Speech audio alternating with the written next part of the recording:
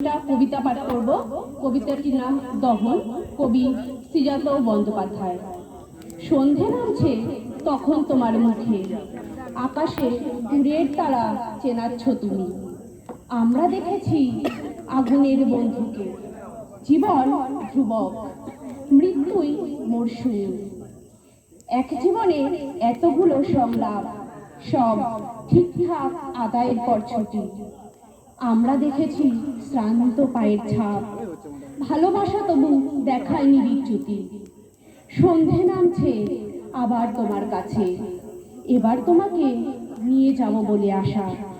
কজন মানুষ প্রবাহের মতো বাঁচে, চিনিয়ে দিচ্ছে দূরের তারার ভাষা।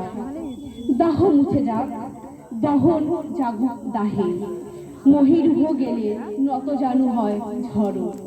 ছায় উড়ে যেতে এক মুহূর্ত লাগে, তোমার আগুন আকাশের চেয়েও বড়। ধন্যবাদ।